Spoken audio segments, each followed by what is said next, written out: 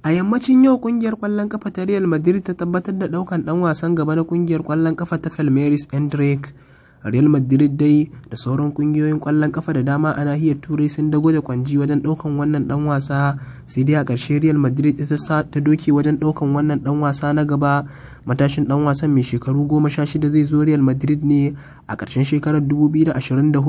yanzu zai ci gaba da kasancewa a kungiyar kwallon kafan inda zai rattaba kwantiragi na tsawon shekaru 8 da Real din. Kungiyar kwallon kafa ta Croatia za ta ƙara fafata wasan neman na uku da kungiyar kwallon kafa ta ƙasar Morocco, inda sun fafata wasan su a kwanakin baya a rukunin da suka fafata, wato rukuni na H tsakanin kungiyar kwallon kafa ta ƙasar Morocco da kungiyar kwallon kafa ta ƙasar Croatia, inda aka tashi nema da nema, wato draw. Kungiyoyin ba wanda ya samu nasara akan juna, sai dai a ranar Asabar kungiyoyin kwallon kafan za su ƙara fafata wasa domin neman gurbi na uku a gasar cin kofin duniya. Gasar dai ta zo ƙarshe a yanzu, inda za a fafata wasan ƙarshe a ranar Lahadi da kungiyar kwallon kafa ta ƙasar Faransa da kuma kungiyar kwallon kafa ta ƙasar Argentina. A ranar Lahadi da misalin karfe 4 za a fafata wasan ƙarshe na gasar cin kofin duniya, inda kungiyoyin kwallon kafa guda biyu su suka samu nasarar kaiwa wasan ƙarshe tsakanin kungiyar kwallon kafa ta ƙasar Faransa da kuma kungiyar kwallon kafa ta ƙasar Argentina. Wasan dai za a fafata shi ne tsakanin waɗannan gwarazan kungiyoyi. Haɗuwar su ta baya-bayan nan shine haɗuwar da suka yi a gasar cin kofin duniya a shekarar 2018, inda ƙasar Faransa ta samu nasara a kan kasar Argentina da ci 3-4. A nan kungiyar ta kasar Faransa ta tura Argentina gida, idda ita ce ta sanadiyar fitar da Argentina a kakar da ta gabata. Ana sa rai za a fafata wannan wasa, ɗaya daga cikin manyan wasannin da za su ja hankali a gasar cin kofin duniya. A wasanni 10 kungiyoyin da suke nahiyar Turai sun samu nasara guda 3 ne, inda kuma nahiyar Latin suka samu nasara. Dan wasa Lionel Messi ya samu nasarar zira kwallo guda 5 a wannan kaka ta gasar cin kofin duniya, inda Mbappe shi ma yake da kwallaye guda 5. Ana ganin wannan ba karamin haskaka wasan zai ƙara yi ba, inda waɗannan 'yan wasannin za su yi ƙoƙarin wajen lashe kyautar nan ta Golden Boot, wace ɗan wasan da ya fi kowanne ɗan wasa nasarar zura ƙwallo. Ana ganin wannan ma zai ƙara wa wannan wasa na ƙarshe armashi tsakanin. Julian Alvarez na da ƙwallaye guda 4, a inda ɗan wasan gaba na ƙasar Faransa wato Olivier Giroud shi ma yake da ƙwallaye guda 4. Masana harkar ƙwallon ƙafa suna ganin wannan shi ma ka iya haskaka wannan wasa na cin kofin duniya, inda suke ganin wannan shi zai ƙara sawa wannan wasa wato ya ƙara daɗi, inda ake ganin ɗaya daga cikin 'yan wasannin ka iya samun nasarar tafiya da wannan gwarzon ɗan wasan da ya fi kowane ɗan wasa hazaƙa a wannan gasa. Ba a san dai macito ba sai lokacin da ya kai mu, inda ake ganin ƙungiyoyin ƙwallon ƙafan kowanne ka iya samun nasara akan juna saboda ƙarfi ya zo ɗaya. A yammacin jiya Laraba, Manchester Evening ta bayyana labarin kungiyar kwallon kafa ta Manchester United na zawarcin dan wasan gaba na kungiyar kwallon kafa ta Real Madrid Karim Benzema. Karim Benzema dai kwantiragin sa zai kare da kungiyar kwallon kafa ta Real Madrid a ƙarshen wannan shekara ta 2023, sai dai rahotanni na nuni da Real Madrid din ta cimma yarjejeniya da wannan dan wasa domin ya rattaba kwantiragin shekaru 2 da kungiyar kwallon kafan. Sai dai wasu rahotannin na nuni da Manchester United na zawarcin wannan dan wasa,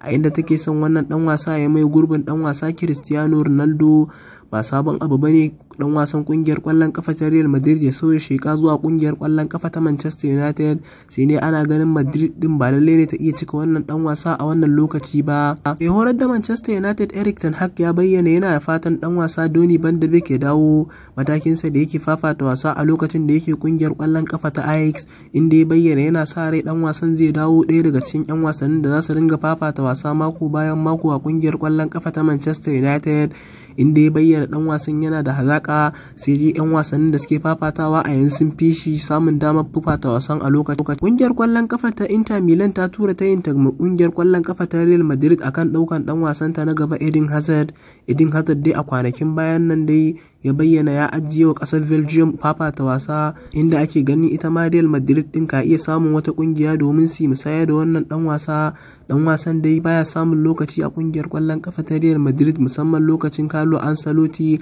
inda Ancelotti ya bayyana ya son ya amfani da dan wasa Vinicius Junior saboda ya bashi gudunmawa akan dan wasa Eden Hazard. Ana ganin dai dan wasan dai idan dai har kwantiragin sa ya kare da Real Madrid din, to ba makawa dan wasan zai bi kungiyar kwallon kafan domin lalubar sabon kungiyar. Mai horar da kungiyar kwallon kafa ta Chelsea Graham Potter ya tabbatar da dan wasa Reece James ya murmure daga raunin da ya samu, inda ya tabbatar da dan wasa Reece James ya dawo daga raunin da ya samu kuma dan wasan zai fafata wasan da za su fafata da kungiyar kwallon kafa ta Manchester City idan dai har aka kammala gasar cin kofin duniya. Wannan dan wasa dai ya samu rauni ne a fafatawa kungiyar kwallon kafa ta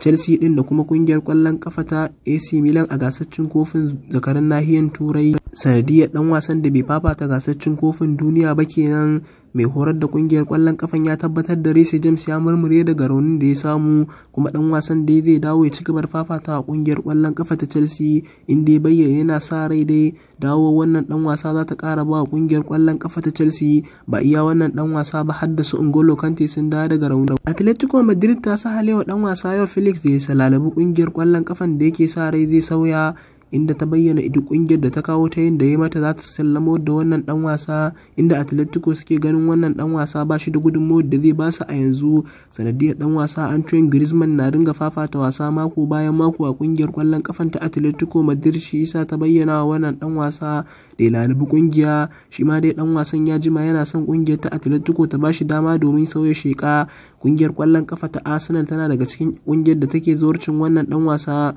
Fabrizio Romano ya tabbatar da ana dab da cimma yarjejeniya tsakanin mahukuntan kungiyar kwallon kafa ta Inter Milan da dillalin dan wasa Milan Skriniar akan karin kwantiragi. Kungiyar kwallon kafa ta Paris Saint-Germain ita ta yi din mai yiwuwa wajen daukan wannan dan wasa domin mai gurbin dan wasa Sergio Ramos da rauni yake damun shi, sai dai kungiyar kwallon kafan ta Inter Milan ta yi din mai yiwuwa wajen ajiye wannan dan wasa ya ci gaba da fafata masa wasa mako bayan mako. Hakan wannan kungiya ya cimma ruwa, inda take ganin za ta ƙara kwantiragin wannan ɗan wasa duk da kwantiraginsa zai ƙare a ƙarshen wannan shekara. Bayan ƙungiyar ƙwallon ƙafa ta Paris Saint-Germain har ma ƙungiyar ƙwallon ƙafa ta Chelsea, Manchester United, Barcelona duka na zuwarcin wannan ɗan wasa na baya na ƙungiyar ƙwallon ƙafa ta Inter Milan. Mai horar da kungiyar kwallon kafa ta Barcelona Xavi ya fa bayyana shi fa dan wasa Ilkay Gundogan yake da bukata a kawo masa kungiyar kwallon kafa ta Barcelona a matsayin dan wasan da zai mai gurbin Sergio Busquets. Sergio Busquets dai ya tabbatar da zai ba kungiyar kwallon kafan, inda Barcelona take ganin dan wasa N'Golo Kante shi take ganin za ta dauko domin albashin shi bai kai na dan wasa Ilkay Gundogan ba. Sai dai Xavi shi yana ganin dan wasa N'Golo Kante salansa bai dace da na kungiyar kwallon kafan tasu ba, inda yake ganin Gundogan shi zai Real Madrid, Liverpool har ma da kungiyar kwallon kafa ta Paris Saint-Germain duka na zuwarcin dan wasan kungiyar kwallon kafa ta Benfica dan asalin kasar Argentina. Enzo Fernandez dai musamman a wannan kaka ya haskaka kansa domin yana daga cikin 'yan wasannin da kasar Argentina ta dogara da su domin taimakawa kungiyar kwallon kafan a gasar cin kofin duniya. Tun daga wasan Mexico mai horarwa ya yarda da wannan dan wasa yake fafata wasa da shi mako baya. Dan wasan Atletico Madrid da ya so ya sheka daga Barcelona a wannan kaka yana daga cikin 'yan wasannin da suka taimakawa kasar Faransa domin kaiwa wani mataki wato na gasar cin kofin duniya na karshe a karo na biyu, inda kungiyar kwallon kafan ta kasar Faransa a shekarar 2018 ita ma ta kai wannan mataki da taimakon waɗannan 'yan wasanni, inda aji aka hango dan wasa Paul Pogba ya bayyana a shafinsa na Instagram yake bayyana wa wannan dan wasa cikin raha Kante Griezmann, inda ya bayyana dan wasan yana daga cikin 'yan wasan da suka taimaka wa ƙasar Faransa ta ƙara kaiwa mataki na ƙarshe a gasar cin kofin duniya. Mahukuntan kungiyar kwallon kafa ta Barcelona sun tabbatar da duk kungiyar da take zuwarcin dan wasa Frenkie de Jong ta cire rai da wannan dan wasa, inda mahukuntan kungiyar kwallon kafa suka tabbatar da dan wasa Frenkie de Jong ba na siyarwa bane